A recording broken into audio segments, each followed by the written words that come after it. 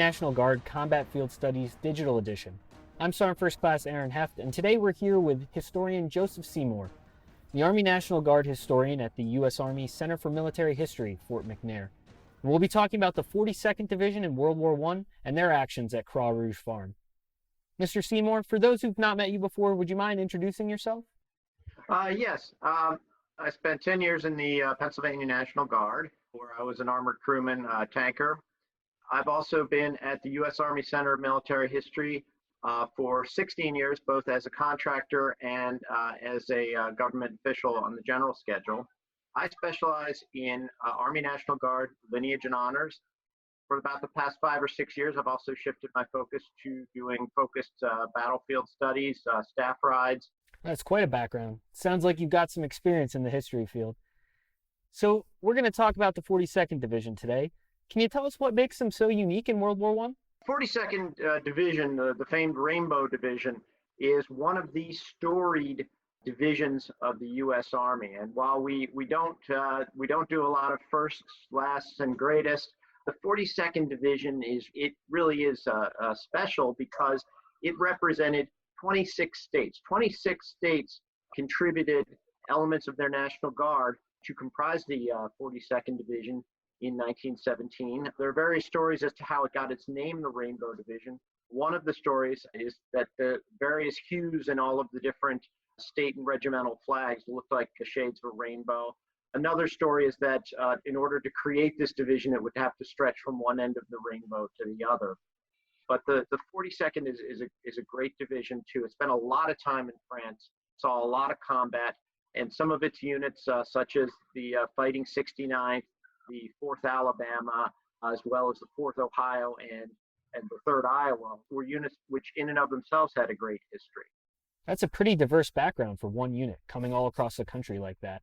Can you tell us how they got together and what they did to prepare for combat? Yeah, of course, we declare war April 6th, 1917, after the Germans bring in unrestricted U-boat warfare, also as a result of the Zimmerman telegram.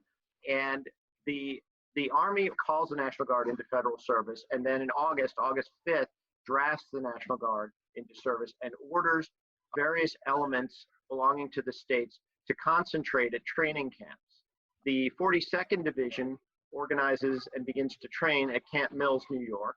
Various elements travel by rail to the training camp, and there's a bit of friction at first, as you have Southern units such as the 4th Alabama, which with its own proud history, meets the 69th Infantry New York National Guard, and they see the Harp and the Antietam and Gettysburg battle credits and say, oh yeah, okay. But for the most part, apart from usual soldierly disputes and bragging rights, the division comes together under General Manoir, and they ship for France. They're one of the earliest divisions to arrive, and there's a bit of a schism. There are references to National Guardsmen being tin soldiers or strike breakers. Are they going to really face the rigors of combat?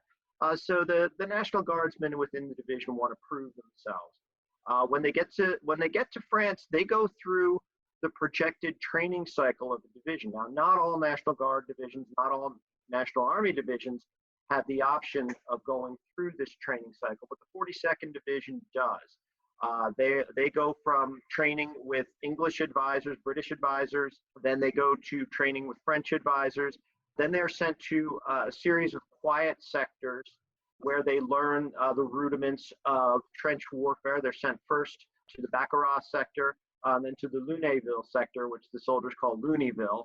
And it's there that they get into the tempo of fighting in a trench, although it's quiet tempo, so they have time to make mistakes and learn without it being fatal. This also gives higher level officers, staff officers, as well as the field artillery, time to go to schools and become well trained. There's a great desire on the part of the French to make sure that these divisions are going to be successful in combat. And that is after the U.S. did not agree to have Americans fight as individual replacements. So they are in the Lunéville sector in the late spring of 1918 when the Germans launch their great offensives. And it's from there that they shift to Champagne during the German Operation Reims, which is an attempt to envelop and capture the city of Reims, which is where our story really takes off.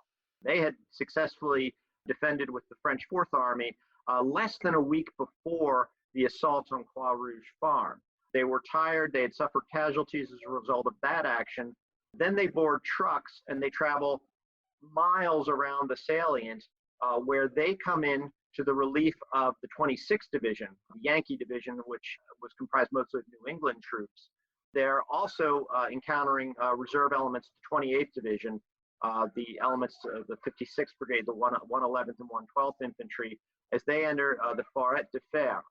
The goal, the objective of General Hunter Liggett, the Corps commander, is to actually assault up to the Vale River. The city of Fer-en-Tardenois is being contested at this point. There are a line of hills to the east of Fer-en-Tardenois that the Army considers vital targets.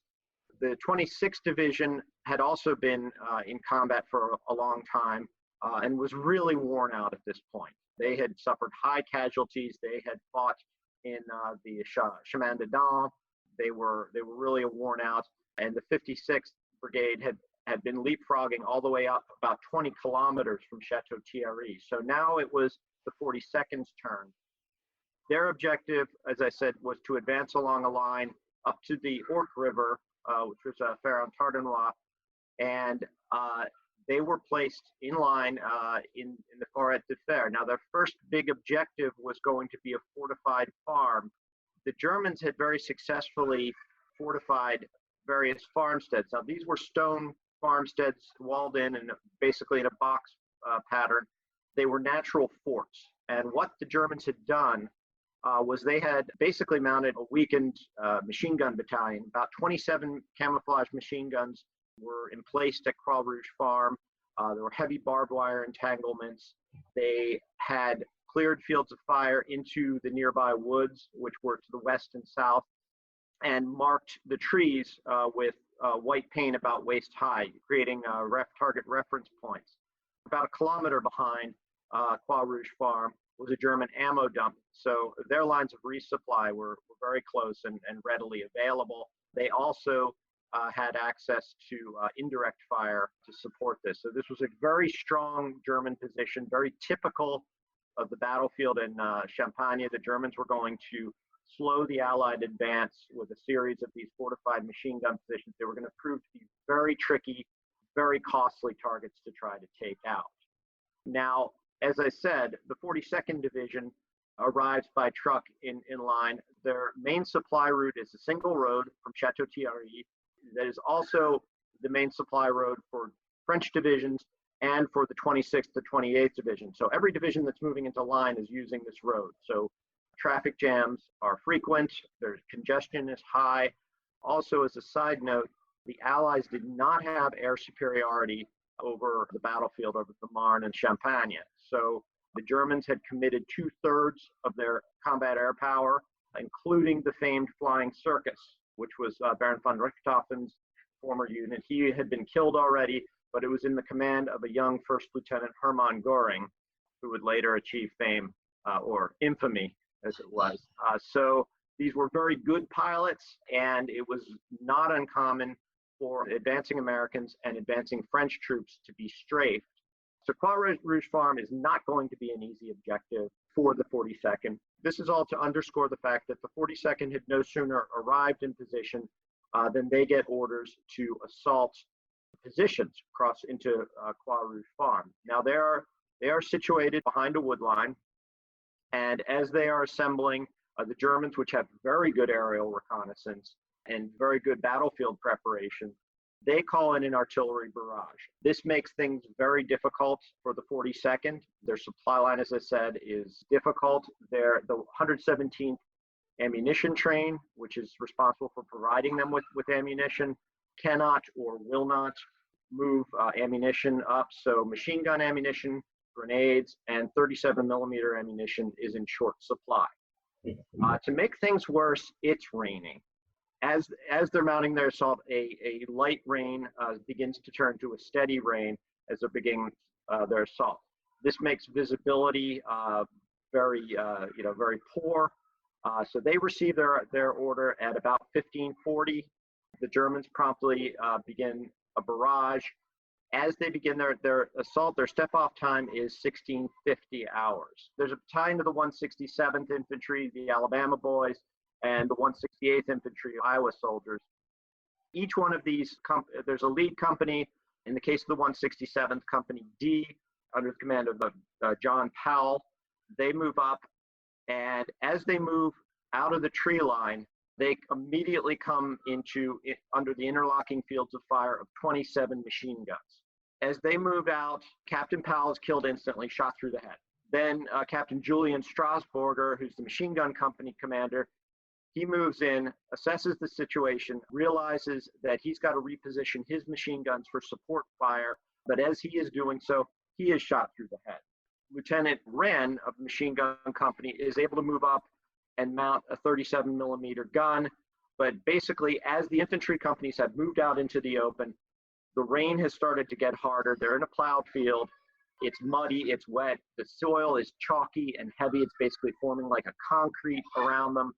And soldiers are getting shot down. And there's very little command and control for about an hour as they're taking casualties. They're trying to seek cover. At this point, the attack is really starting to fall apart. And we're really only at about just before 1800 hours. Various officers and NCOs step up. They take the position. Now, they understand if they fall back into the tree line, the Germans have that registered with artillery. The Germans have their own position registered with artillery.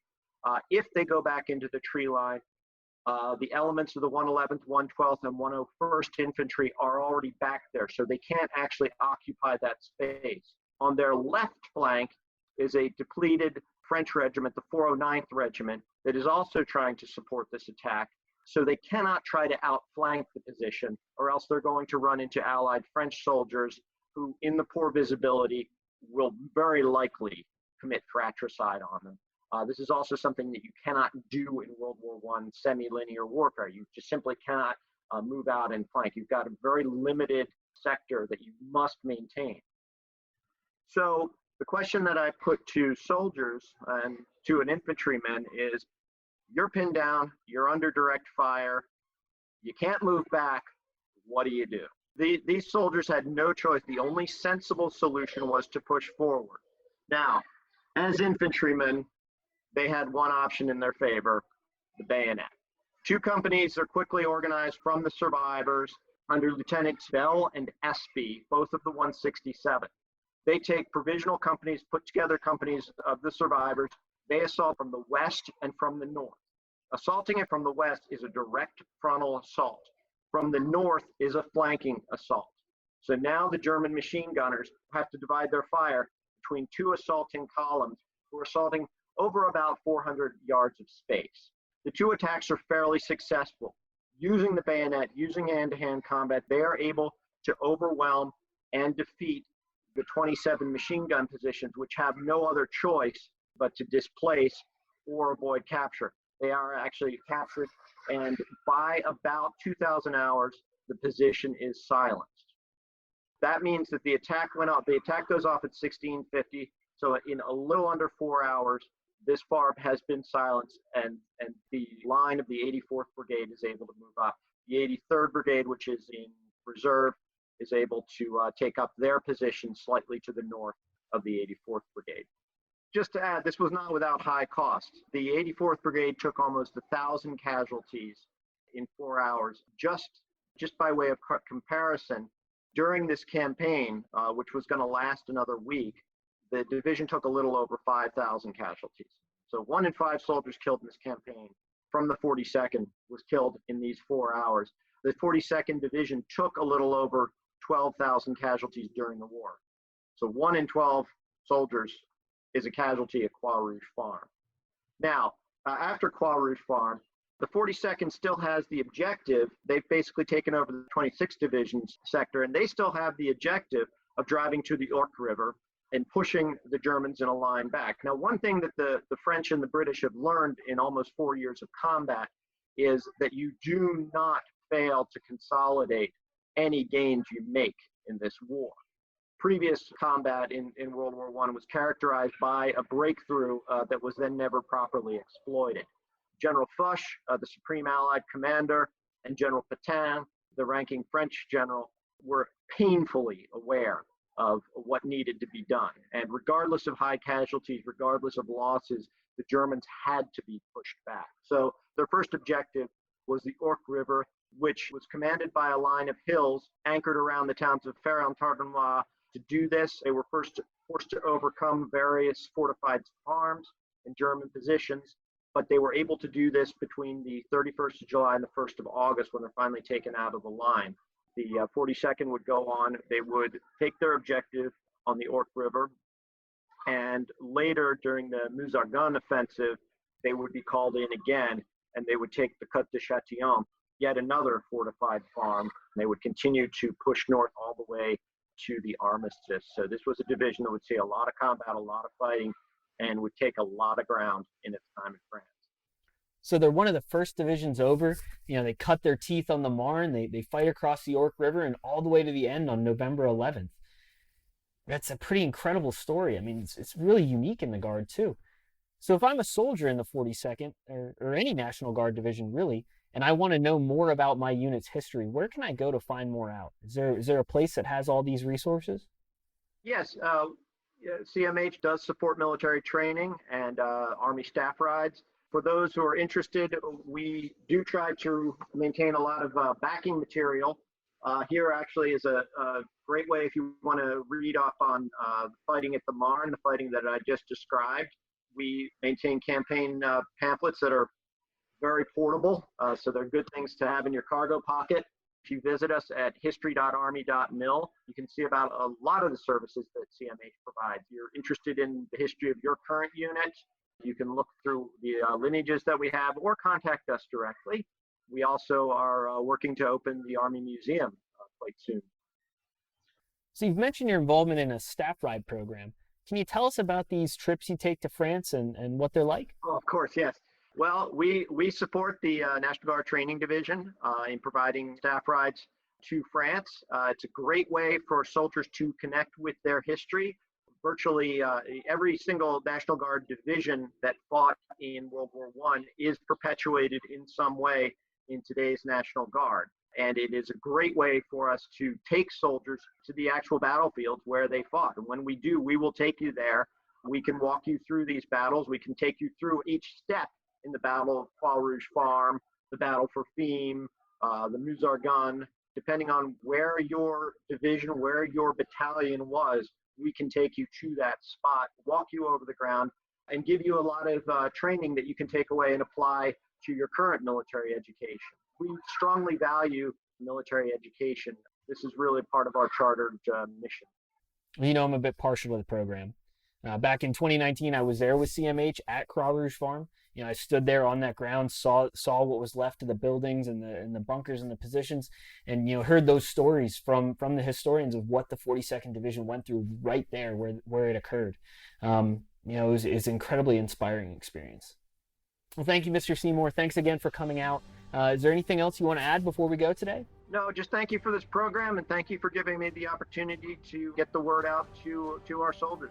Thanks again. And if you're interested in learning more about Army National Guard history or leader development within the Army National Guard, keep following us here on Leaders Recon on Facebook, or check out our Instagram page at ARNG_leader_development. We'll be featuring periodically history of different National Guard units, leader development opportunities across the force, and different programs that we offer out of the National Guard Bureau. Thanks again, and we'll see you soon.